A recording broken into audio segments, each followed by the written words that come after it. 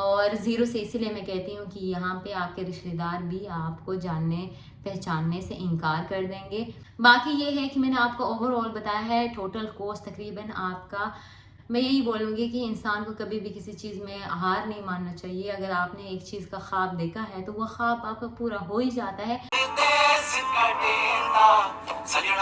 Hello everyone, अस्सलाम वालेकुम and welcome back to my YouTube channel. Another day another vlog. आप देख रहे हैं अनीता सरफराज यूट्यूब चैनल। तो गाइस धूप आ रही है डायरेक्ट मेरे मुंह पे और मेरे मुंह जो है ना वो शाइन कर रही है, तो अच्छा लग रहा है मुझे। लेकिन मेरी बाल जो है ना वो बहुत ही फारग लग रहे हैं। आई नो दैट, क्योंकि मुझे चस्का चढ़ जाती है ऐसे हेयर स्टाइल्स बनाने का और बाद में पछताती हूँ कि या व्हाट द हेल, मैंने अपने साथ क्या कर लिया है। बट मैं आप लोगों को दिखाना चाहती थी कि this is my new hair cut guys. तो गाइस फाइनली तकरीबन 10 से 11 दिन बाद आपकी बहन तशरीफ़ ला चुकी है यूट्यूब पर, क्योंकि आप लोगों के इतने मैसेजेस कि मुझे आना ही पड़ा। मैंने कहा चलो जाते हैं, आना ही पड़ा सजना, वो वाला सीन था। तो आज मैं लेके आई हूँ आप लोगों के लिए बहुत ही इंफॉर्मेटिव वीडियो। आपको अंदाज़ा हो ही गया होगा थंबनेल देख के, या मेरा जो कैप्शन है वो देख के आपको आइडिया हो गया होगा कि ये आपकी मतलब की वीडियो है। और अगर आपकी मतलब की वीडियो है और आपने इसको खोल लिया है तो आपने पूरा व्लॉग देखना है, क्योंकि आपको इसमें बहुत सारे इंफॉर्मेटिव चीज़ें सुनने को मिलनी है। और आप अगर उन पर अमल करें तो आपने जिस चीज़ को सोच के इस ब्लॉग को ओपन किया है तो आपके वो काम भी हो जाने हैं और बहुत सारी आसानियाँ आपको हो जाएंगी इस ब्लॉग के थ्रू। तो गाइस बेसिकली मुझे इतने सारे डीएम्स आते हैं कि हमें बताएं, स्कॉलरशिप को बताएं, सेल्फ को बताएं। स्कॉलरशिप के बारे में मैं आपके लिए ऑलरेडी एक ब्लॉग बना चुकी थी, तो आई थॉट कि ये वाला जो ब्लॉग है इसमें हम आपको सेल्फ के बारे में पूरा डिटेल बताएंगे। तो गाइस आज की जो वीडियो है वो बहुत ही इंफॉर्मेटिव होने वाली है और आपके जितने भी सवाल हैं उन सारे सवालों का जवाब होने वाला है। और आप में से जितने भी लोग इंटरेस्टेड हैं बाहर आने का, यूके आने का या कहीं पे भी अप्लाई करने का, अगर आप लोगों ने दिमाग बना लिया है और अगर आप लोग सेल्फ पे जाना चाहते हैं तो उन लोगों के लिए ये वीडियो बहुत ही इंफॉर्मेटिव होने वाली है, क्योंकि इसमें मैं आप लोगों के साथ शेयर करने वाली हूँ शुरू स्टार्ट से लेकर एंड तक आपकी जो प्रोसेस होगी, कितना खर्चा लगेगा, किस चीज़ पे कितना लगेगा, एक एक चीज़ मैं आपको डिटेल से इस व्लॉग के अंदर बताऊंगी। तो आप लोगों ने क्या करना है, अपनी बहन को करना है like, comment, share and subscribe. आपकी बहन अगर टाइम निकाल के आपके लिए इतने मज़े मज़े की व्लॉग्स बना रही है, इतनी इंफॉर्मेटिव वीडियोस बनाती है, तो आप लोगों का काम बनता है अपनी बहन को सपोर्ट करना। और मैं तकरीबन 10 दिन के बाद ये व्लॉग बना रही हूँ और मैं बहुत ज़्यादा बिजी थी, बट स्टिल मैंने सोचा कि यार मैं ना यूट्यूब पे मैं रिप्लाई कर पाती हूँ, ना मैं इंस्टाग्राम पे रिप्लाई कर पाती हूँ, ना टिकटॉक पे रिप्लाई कर पाती हूँ, ना व्हाट्सएप पे कर पाती हूँ। बहुत सारे मेरे दोस्तों से हट के इतने सारे लोग वो जानना चाहते हैं कि मैं कैसे यहाँ पहुँची और कैसे अप्लाई किया, ताकि उनको भी मैं कुछ आइडिया दे सकूँ। पता नहीं कहाँ से लोग मेरे नंबर ले लेके मुझे मैसेजेस कर रहे हैं कि यार प्लीज़ हमें थोड़ा सा इन्फॉर्मेशन दे दो, हमें भी थोड़ा गाइड करो, हमारा भी प्लान है यूके आने का, हमारा भी प्लान है इधर जाने का उधर जाने का। तो ये बेसिकली ये वीडियो सबके लिए है। अगर आप लोग कहीं पे भी अप्लाई करना चाहते हैं तो ये आपके लिए बहुत ही ज़्यादा इंफॉर्मेटिव हो सकती है, क्योंकि प्रोसेस सबका सेम है। हाँ, ये हो सकता है कि कॉस्ट सबके डिफरेंट लग सकते हैं। तो इस व्लॉग में मैं आप लोगों को यूके के बारे में बताने लगी हूँ कि कैसे आपका एप्लीकेशन स्टार्ट होता है, कितने पैसे से आपका एप्लीकेशन स्टार्ट होना शुरू कर देता है और कितने पैसे लगते हैं आपका यहाँ तक पहुँचने का, और कितने पैसे इसके बाद भी आपको चाहिए होते हैं। तो मतलब कि ये जो व्लॉग है ये बहुत ही ज़्यादा इंफॉर्मेटिव है, तो आपने पूरा व्लॉग देखना है, क्योंकि मैसेजेस में मैं आप सबको रिप्लाई नहीं कर पाती और बहुत सारे लोग हैं जो कहते हैं कि हमने आपकी यूनिवर्सिटी में आना है जनवरी इनटेक में, तो आप हमें रिप्लाई कर दें, हमें आपसे कुछ चीज़ें पूछनी हैं। तो मैं आप लोगों से एक ही चीज़ बोलूँगी कि अगर आप लोग मुझे मैसेज करने की बजाय कि रिप्लाई करें, अगर आप मुझे अपने जो क्वेश्चंस होंगे, जो भी आप पूछना चाहते हैं, अगर आप मुझे वो मैसेज कर दें या कमेंट कर दें कि हाँ हमें ये चीज़ जानना है, तो मैं आपको उस चीज़ का जवाब दे सकूँगी, आपको रिप्लाई कर सकूँगी।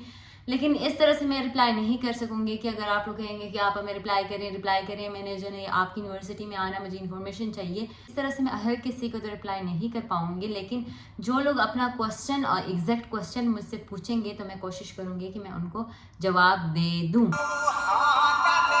सबसे पहले काम है आपका कि आप एक अच्छा कंसल्टेंट ढूंढ लें। कंसल्टेंट ये होता है कि मोस्टली हमारे पाकिस्तान में क्या है, ये कॉन्सेप्ट नहीं है। हमें ये लगता है कि यार अगर हम किसी कंसल्टेंट के थ्रू अगर अप्लाई करते हैं तो हमें बहुत ज़्यादा पैसे उस कंसल्टेंट को देना पड़ेगा या वो कंसल्टेंट जो होगा वो हमें लूट लेगा। ऐसा हमारा एक दिमाग में एक मिथ बन जाती है और हमें डर लगने लगता है कि यार अगर इस बंदे से हम अपना काम कराएंगे तो ये हमसे तो बहुत एक्स्ट्रा चार्ज करेगा, ये तो ये करेगा वो करेगा। सबसे पहला काम है आपका एक ऐसे कंसल्टेंट को ढूंढना जो कि आपका पहले काम सारा कर दे और उसके बाद अपना जो उसका फीस बनता है वो चार्ज करे। सबसे पहले मैं आप लोगों को बताती हूँ कि कंसल्टेंट का फीस कितना होता है। एक्चुअली धूप मेरी डायरेक्ट मुंह पे पड़ रही है तो मेरी आंखें थोड़ी सी बंद हो रही है। तो खैर सबसे पहले हम आपको बता रहे हैं कि कंसल्टेंट का फीस होता है 30 से 50,000। पहले 30,000 होती थी, अब जो है ना महंगाई के साथ साथ कंसल्टेंट का जो फीस है वो 50,000 होती है। बट कंसल्टेंट कभी भी आपको वो चार्ज पहले एडवांस में नहीं लेता। जो बंदा जो भी कंसल्टेंट अगर आपको कहता है कि आप पहले मुझे पेमेंट कर दें बाद में मैं एप्लीकेशन स्टार्ट करूँगा, तो आप लोगों ने उस पर बिल्कुल भी ट्रस्ट नहीं करना।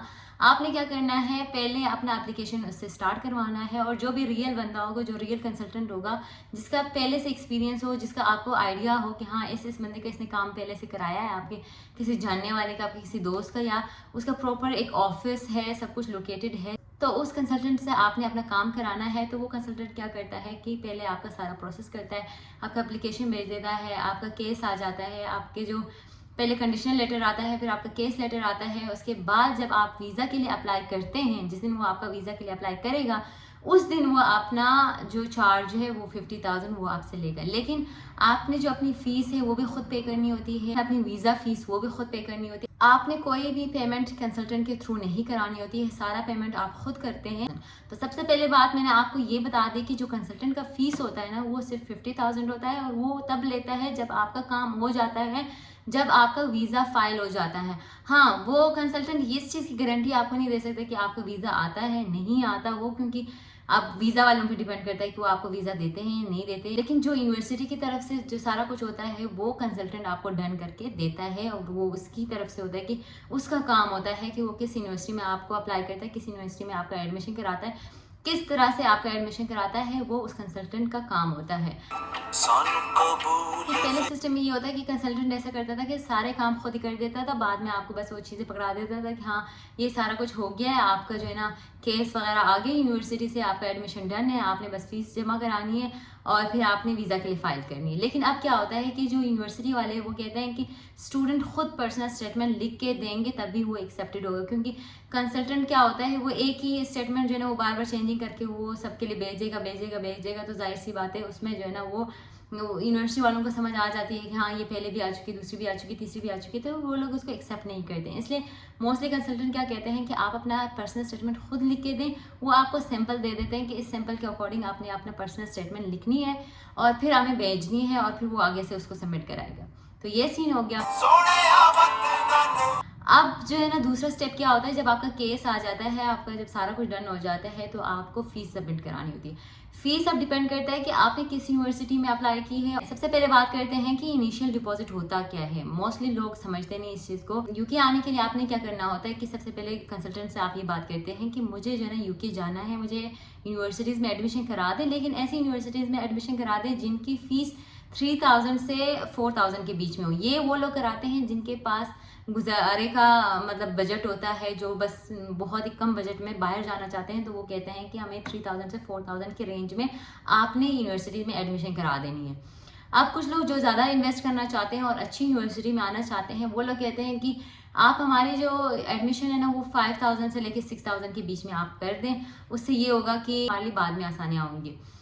तो अब आप पहले अपना रेंज देखें कि आपका कितना है। आप 3,000 से 4,000 अरेंज कर सकते हैं या 4,000 से 5,000 अरेंज कर सकते हैं या 5,000 से 6,000। सबसे पहली चीज़ मैं आप लोगों को ये समझा दूं कि जितना ज़्यादा आप फीस आप दे के आएंगे इतनी ज़्यादा आसानियाँ आपके लिए यहाँ होंगी, क्योंकि जब आप पाकिस्तान से यहाँ आएंगे तो आपके लिए वो स्ट्रेस नहीं होगा कि यार मैंने फ़ीस अब यहाँ इतनी मेरी फ़ीस रहती है तो इतनी फ़ीस मैंने सबमिट करानी है। तो इसलिए आप जितना ज़्यादा फ़ीस दे के आएंगे इतना आपके लिए यहाँ आसानी हो जाएगी। बट मोस्टली हमारे जितने भी पाकिस्तानी इंडियंस हैं वो यही चाहते हैं कि जितना कम हम दे सकें उतना कम हम पे करें और फिर वहाँ जाके हम काम करें, वहाँ जाके हम रह के फिर वो चीज़ हम उसको अफोर्ड करेंगे और फिर अपना फ़ीस हम खुद निकाल लेंगे। खैर इसकी डिटेल में हम बाद में जाते हैं। अब ये सीन है कि जब आप अपना फ़ीस पे कर देते हैं, अगर जैसे कि आपका अगर 3000 से 4000 है तो आपको कंसल्टेंट जो है ना वो आपकी यूनिवर्सिटी का जो फ़ी वाउचर है वो सेंड कर देगा और आपको बोलेगा कि आपने अपने ही बैंक से उनको ट्रांसफ़र करना है, क्योंकि यूनिवर्सिटी वाले वो किसी भी दूसरे के अकाउंट से वो आपकी पेमेंट को कभी भी एक्सेप्ट नहीं करेंगे। वो या आपका अपना पर्सनल अकाउंट होना चाहिए या आपके पेरेंट्स का होना चाहिए, मतलब आपकी ब्लड रिलेशन का होना चाहिए। तो आप खुद जाके अपना जब फ़ीस सबमिट कराते हैं तो उस पर भी पाकिस्तान में थोड़ा सा टैक्स लगता है। लाइक अगर आपने 3-4 हज़ार या 5-6 हज़ार पाउंड्स भेजने हैं पाकिस्तान से यूके, तो वो क्या करते हैं तकरीबन 20 से 25 हज़ार रुपये आपका वो टैक्स काट देते हैं, क्योंकि बैंक वालों ने भी तो कुछ जेब में रखना है ना, तो वो अपना टैक्स वहाँ से काट देते हैं। उसको काटने के बाद आपका जो फ़ीस है वो 3 से 4 दिन में आपकी सबमिट हो जाती है। सबमिट होने के बाद क्या होता है कि आपके केस लेटर आ जाती है कि हाँ आपका एडमिशन जो है ना डन है, अब आप जो है ना वीज़ा के लिए अप्लाई कर सकते हैं। यूनिवर्सिटीज़ पे डिपेंड करता है। कुछ यूनिवर्सिटीज़ कहते हैं कि आप पहले हमें अपना बैंक स्टेटमेंट शो कराएं, उसके बाद हम आपको केस भेजेंगे। कुछ यूनिवर्सिटीज़ कहते हैं कि कोई बात नहीं, वो पहले आपको केस भेज देते हैं, उसके बाद जो बैंक स्टेटमेंट है वो सिर्फ वीज़ा के लिए चाहिए होता है। लेकिन कुछ यूनिवर्सिटीज़ ऐसे होते हैं कि वो पहले आपका बैंक स्टेटमेंट देखते हैं, उसके बाद आपको केस रिलीज़ करते हैं, उसके बाद फिर आप वीज़ा के लिए अप्लाई कर सकते हैं। बैंक स्टेटमेंट ये होता है कि वो भी डिपेंड करता है कि आपकी यूनिवर्सिटी फ़ीस कितनी है। अगर आपकी 15,000 यूनिवर्सिटी फ़ीस है और आप 6,000 दे के आ रहे हैं, 60 लाख से 65 लाख आपको फिर स्टेटमेंट रखवानी पड़ती है। अगर 3,000 से 4,000 के बीच में अगर आप अपनी फ़ीस जमा कर रहे हैं, अपनी फ़ीस जमा करके आ रहे हैं, तो आपको तकरीबन 80 से 90 लाख रुपए आपके स्टेटमेंट चाहिए। तो आप डिपेंड करता है कि आप कितना जो है ना अपना फ़ीस देते हैं, उस आपकी फ़ीस के अकॉर्डिंग आपका जो बैंक स्टेटमेंट है वो रिक्वायर्ड होगा।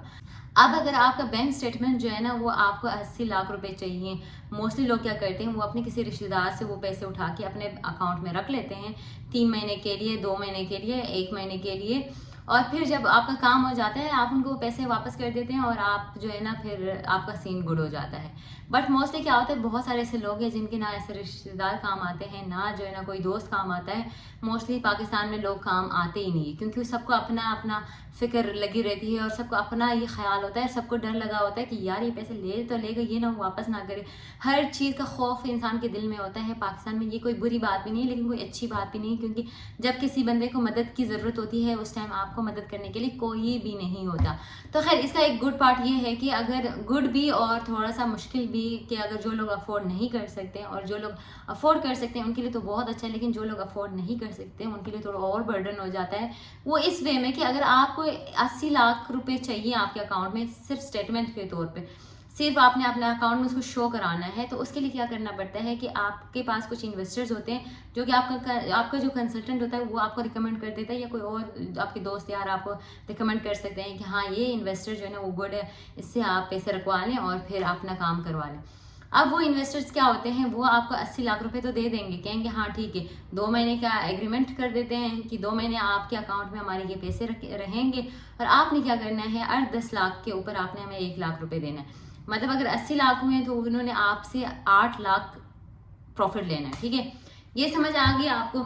अब क्या होता है कि अगर आपने रखवानी है तो आप ये चीज़ दिमाग में रख लीजिएगा, ये बात ज़रूर कि आपने अगर जिस इन्वेस्टर से भी बात करें तो आपने उनको ये बोलना है कि हमें 3 महीने का, मतलब 3 महीने का प्रोसेस होना चाहिए, क्योंकि कभी कभी वीज़ा आने में बहुत टाइम लग जाता है और कभी कभी आपकी जो यूनिवर्सिटी को भी 1 महीने का स्टेटमेंट चाहिए होती है। तो 1 महीने में आपका वीज़ा आने से तो रहा, तो आपके लिए ये बेस्ट होगा कि अगर आप 3 महीने का स्टेटमेंट अपने अकाउंट में रखते हैं और वो भी 80 लाख का 8 लाख दे के उनसे बात करके, क्योंकि मोस्टली क्या होता है कि इन्वेस्टर्स कहते हैं कि एक दिन भी अगर ऊपर हो गया तो हम जो है ना अपने पैसे बढ़ा लेंगे, लाइक 1.5 लाख फिर आपको एक्स्ट्रा देना पड़ेगा या लाख रुपए आपको एक्स्ट्रा देना पड़ेगा। हम लोग एक दिन भी वेट नहीं करेंगे, जिस दिन का हमारा एग्रीमेंट ख़त्म हो गया उस दिन को हम पैसे निकाल लेंगे। तो जो बच्चा होता है या जो बच्ची होती है उसको और ज़्यादा स्ट्रेस हो जाता है कि यार अगर मेरा वीज़ा इस दिन तक नहीं आता और ये पैसे निकाल लेता है तो मेरे लिए बहुत मुश्किल हो जाएगा। और दूसरा सीन ये भी है कि आजकल यूके के हालात बहुत ज़्यादा डिफरेंट हो चुके हैं। यूके में बहुत ज़्यादा मुश्किलें आने शुरू हो गई क्योंकि लोग बच्चे पाकिस्तान से, इंडिया से वो यहाँ आते हैं, यहाँ से आने के बाद वो वापस जाना नहीं चाहते, तो वो यहाँ छुप जाते हैं या यहाँ इलीगल काम करना शुरू कर देते हैं या कुछ ना कुछ करने लग जाते हैं, जिसकी वजह से क्या होता है कि गवर्नमेंट ने अभी बहुत ज़्यादा रिस्ट्रिक्शन लगाई है। मोस्टली जब भी स्टूडेंट्स पाकिस्तान से आते हैं तो बहुत सारे स्टूडेंट्स के ऐसे भी हो जाते हैं कि उनको एयरपोर्ट पे रोक के उनका स्टेटमेंट लाइव चेक की जाती है कि हाँ इसका स्टेटमेंट अभी है भी या नहीं। तो इसलिए फेक स्टेटमेंट बनवाने की गलती से भी कोशिश ना कीजिएगा, क्योंकि अगर आप पकड़े गए, एक तो आपका जितना आप पैसे लगा के आए हैं वो सारा डूब जाएगा, फिर दोबारा आप यूके में 10 साल तक के लिए बैंड हो जाएंगे, तो आप 10 साल तक के लिए यूके दोबारा आ भी नहीं सकेंगे। तो इन चीज़ों को आपने दिमाग में रखना है। सबसे पहले क्या है कि सबसे पहले काम है किसी अच्छे से कंसल्टेंट को ढूंढना। कंसल्टेंट को ढूंढने के बाद वो आपका एप्लीकेशन जो है ना स्टार्ट कर देगा। एप्लीकेशन जब आपका वो कंप्लीट कर देगा तो वो आपको बोलेगा कि आपने जो है ना बैंक स्टेटमेंट स्टार्ट करवानी। बैंक स्टेटमेंट आप स्टार्ट कराएंगे, जिस यूनिवर्सिटी का अगर आपकी बैंक स्टेटमेंट रिक्वायर्ड है वो देखने के बाद आपको जो है ना वो केस लेटर दे देगा। केस लेटर देने के बाद आप जो है ना अपना वीज़ा के लिए अप्लाई कर सकते हैं। वीज़ा के लिए जब आप अप्लाई करेंगे तो वीज़ा के जाहिर सी बात है, वीज़ा के साथ आप हेल्थ इंश्योरेंस भी कराते हैं, तो उसकी जो फीस है वो आप पे करेंगे। उसको पे करने के बाद जो है ना आपने अपनी टीबी टेस्ट करानी है। टीबी टेस्ट जब आपका हो जाएगा तो आपने क्या करना है, आपका वीज़ा तब तक आ चुका होगा तो आपने अपनी टिकट्स करानी है। टिकट्स कराने के बाद भी अब ये इतने पैसे नहीं, आप सोचेंगे आपने तकरीबन 20 से 22 लाख रुपए आपने जो है ना आपने सिर्फ एजुकेशन पे लगा दी, आपने सिर्फ अपना इनिशियल डिपॉजिट पे की है सिर्फ फीस, और उसके बाद 8 से 9 लाख आपने सिर्फ इन्वेस्टर को दी है। उसके बाद आपने जो है ना 50,000 आपने कंसल्टेंट को दिया है, आपने 10,000 अपने टीबी टेस्ट को दिया है, 60,000 आपने अपने आईएल्स पे लगाए हैं, और फिर आने जाने ट्रैवलिंग के कॉस्ट को भी थोड़ा बहुत लगा लें उसमें, जो आप इधर उधर जाने में लगाते हैं जब आपका सारा काम चल रहा होता है। और उसके बाद आपकी टिकट तकरीबन 2 लाख या 1,50,000 लग जाएंगे, और आपका जो हेल्थ इंश्योरेंस और वीज़ा है वो तकरीबन 6 लाख लगेंगे। कंसल्टेंट क्या करता है, आपका वीज़ा फाइल कर देता है और आपको सिर्फ कहता है कि यहाँ से जाके आपने इसके थ्रू जो है ना वो पेमेंट करनी है। आपने क्या करना है कि अपनी हेल्थ इंश्योरेंस और वीज़ा उन दोनों का फ़ीस साथ में ही जाता है। तो जो हमारा हेल्थ इंश्योरेंस का फ़ीस है वो आजकल बहुत ज़्यादा एक्सपेंसिव हो गया, तकरीबन 4 लाख से 4.5 लाख हमारी हेल्थ इंश्योरेंस हो जाती है, और फिर 1,80,000 तक हमारा जो वीज़ा है वो उसके लिए लग जाती है। तकरीबन 6 लाख का आपका कॉस्ट आएगा वीज़ा और हेल्थ इंश्योरेंस का। ये आ गया। इसके बाद क्या होता है कि आपने वीज़ा के लिए अप्लाई कर दिया, आपने फ़ीस अपनी सबमिट कर दिया। अब आपने क्या करना है, आपने जाके टीबी टेस्ट कराना है। टीबी टेस्ट के लिए आपको जो है ना तकरीबन 10,000 रुपये चाहिए होंगे, जो कि आपकी टीबी टेस्ट उस पर होगा। 10,000 आपका टीबी टेस्ट पे लग गया। बाकी आइल्स जो कि आपने पहले ही देना है, जिस पे मैंने पहले ही वीडियो बना ली है, जो कि आप जाके देख सकते हैं, उसकी टोटल कॉस्ट जो है ना वो तकरीबन 60,000 आपको आइल्स पे लगेगी। ये चीज़ें होगी। अब जब आपका वीज़ा आ जाता है, वीज़ा आने के बाद आपने करना है अपना अकोमोडेशन और अपना ट्रैवलिंग, और हाँ अब क्या होता है कि जब आपका वीज़ा आ जाता है उसके बाद जो है ना आपने अपना फ़्लाइट बुक करनी होती है। फ़्लाइट के लिए ये है कि अगर आप 1 महीने पहले बुकिंग करते हैं तो आपको बहुत कम पैसे एज़ कम्पेयर टू जो एग्जिस्टिंग अमाउंट है उससे बहुत कम आपको पे करना पड़ेगा। लाइक आप बहुत ही आपको रीज़नेबल में पड़ जाएगी कि आपको 1,30,000 से 1,35,000 या 1,40,000 में आपको टिकट मिल जाएगी यूके की, अगर आप 1 महीने पहले कराते हैं।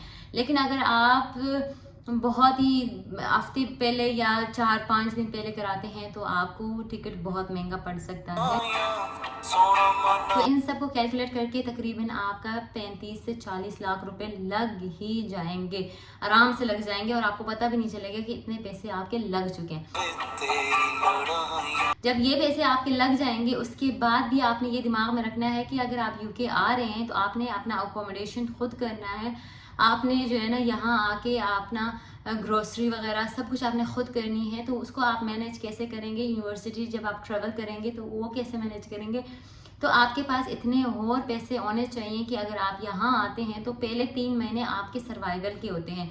3 महीने में बहुत कम लोग ऐसे होते हैं जिनको आते साथ ही जॉब मिल जाती है, लेकिन मोस्टली जो स्टूडेंट्स होती हैं उनको आके यहाँ पे जॉब नहीं मिलती, क्योंकि जब हम आते हैं नए नए 1 महीना तो आपके जो यहाँ की डॉक्यूमेंट्स बनने में, आपके नेशनल इंश्योरेंस नंबर आने में 1 महीना लग जाता है, फिर आपका BRP, इतने सारे जो डॉक्यूमेंट्स है वो आने में आपके टाइम लगते हैं। तो 1 महीना तक तो आप अप्लाई ही नहीं कर सकते, आपको जॉब मिल ही नहीं सकता। जब तक आपका NI नंबर ना आए तब तक आपको जॉब ही नहीं मिलती। मतलब पहला महीना तो आपको घूमने फिरने में लग जाता है, या अगर आपके पास इतने पैसे नहीं तो घर पे ही गुजर जाएंगे।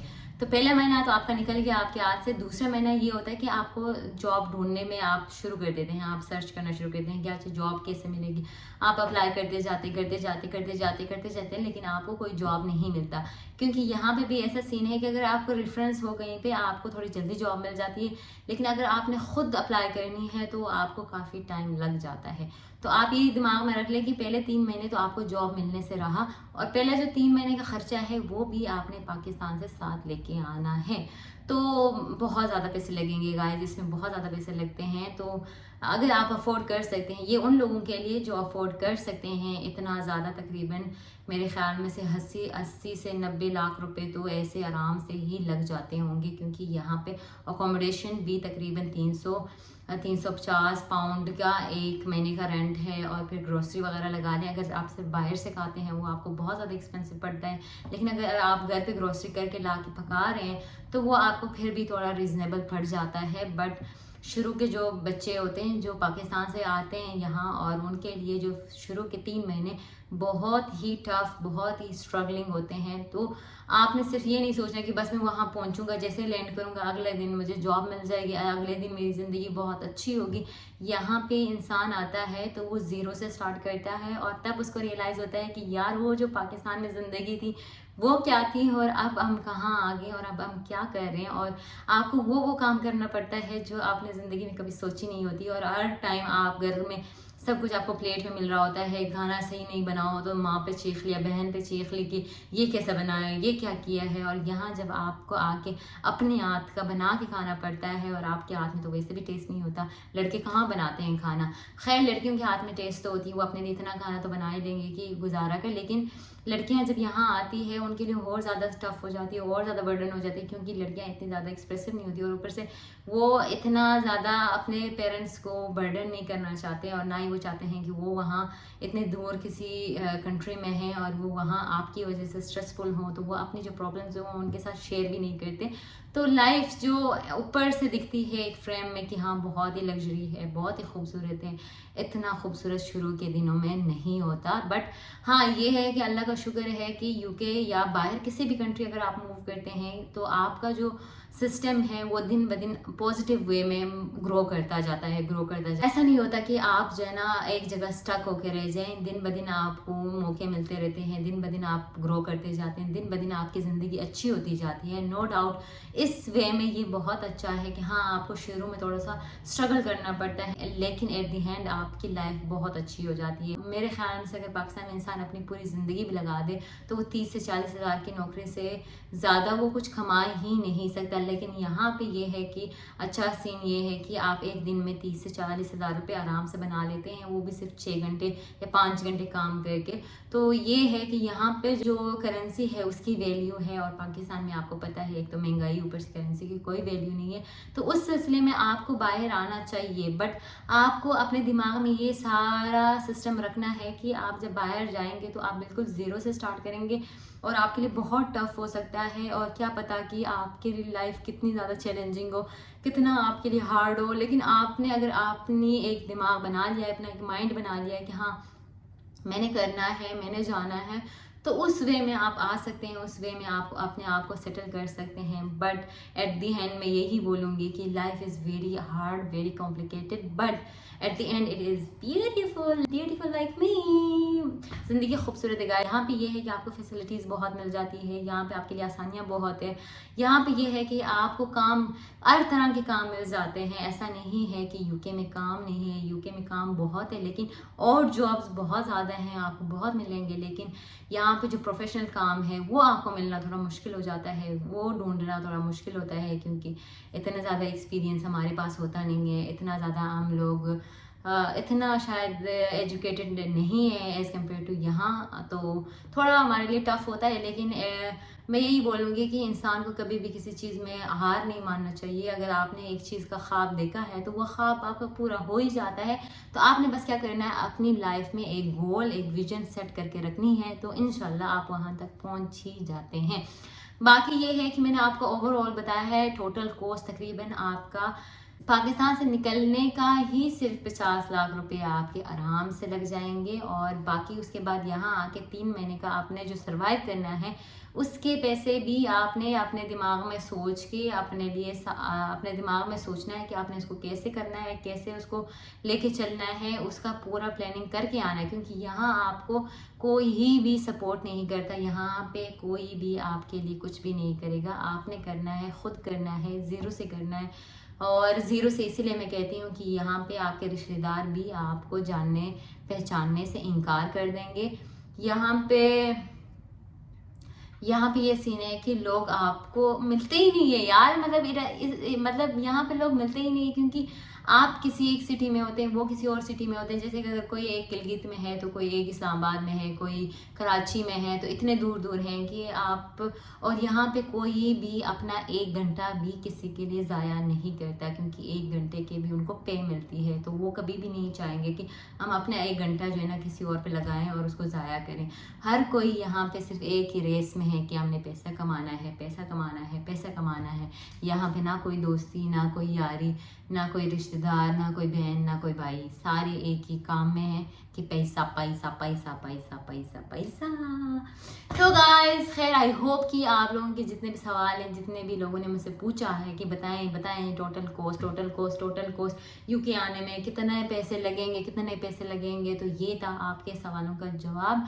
मैंने आपको सारा प्रोसेस बता दिया है। और अगर आपको कंसल्टेंट अच्छा चाहिए तो आप मुझे डीएम कर सकते हैं इंस्टाग्राम पे जाके, तो मैं आपको एक अच्छा कंसल्टेंट रिकमेंड कर सकती हूँ जो पाकिस्तान में इस्लामाबाद से बिलोंग करते हैं, लेकिन आई गेस वो कराची और सब जगह के लिए वो काम कर सकता है, क्योंकि उनका जो कंपनी है वो बहुत बड़ा है। तो ये काम मैं आप लोगों के लिए कर सकती हूँ कि उनका जो नंबर है वो मैं आपके साथ शेयर कर सकती हूँ।